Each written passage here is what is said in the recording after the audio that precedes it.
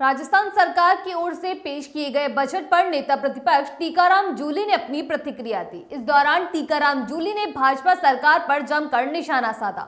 टीकाराम जूली ने कहा, सरकार ना तो राजस्व प्राप्ति का लक्ष्य पूरा कर पाए और ना ही शिक्षा, सामाजिक अधिकारिता और कृषि जैसे मदों में बजट की राशि खर्च कर पाई।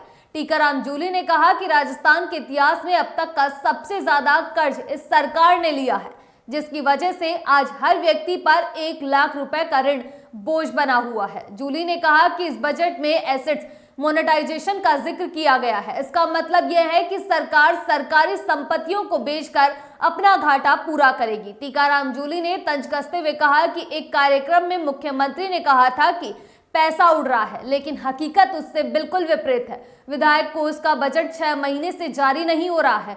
जूली ने कहा, चुनावी घोषणा पत्र और पिछले बजट को लेकर मुख्यमंत्री और उप मुख्यमंत्री ने जो दावे कर रहे हैं उनमें आंकड़े अलग अलग हैं। सरकार की ओर से राज्य सरकार की संपत्तियों को बेचकर पैसा इकट्ठा किया जा रहा है। यह तो इस सरकार की वित्तीय व्यवस्थाओं की हालत है। टीकाराम जूली ने बजट पर सरकार को घेरते हुए कहा कि बजट की घोषणाओं को लागू करने में ही मुख्यमंत्री और वित्त मंत्री के आंकड़ों में 12 दिन में 12% का अंतर आ गया।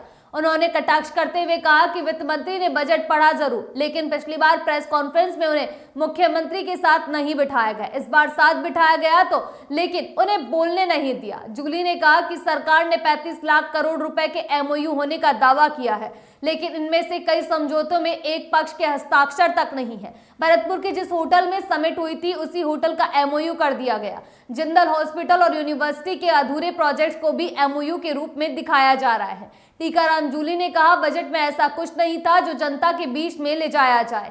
सबसे बजट पेश किया गया है, उसके बाद से ही बजट का भी जनता के बीच में नहीं गया है। जनता समझ गई है कि इस बजट में कुछ भी नहीं है। जूली ने फोन टैपिंग मामले पर भी सरकार को आड़े हाथों लिया। उन्होंने कहा कि किरोड़ीलाल मीणा के आरोपों पर गृह राज्य मंत्री उसी दिन जवाब दे देते तो गतिरोध नहीं बनता, लेकिन सरकार की लापरवाही के कारण यह मुद्दा खिंचता रहा।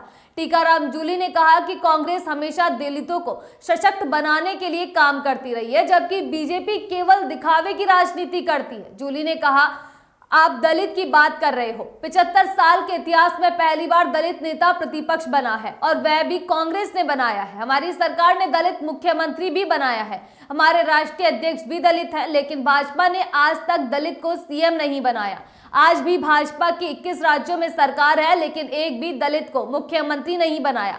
राजस्थान में प्रेमचंद बैरवा को उप मुख्यमंत्री बनाया, लेकिन उनका जिला भी खत्म कर दिया। उप मुख्यमंत्री बनने से उन्हें जो फायदा हुआ, उससे ज्यादा नुकसान जिला खत्म करने से हो गया।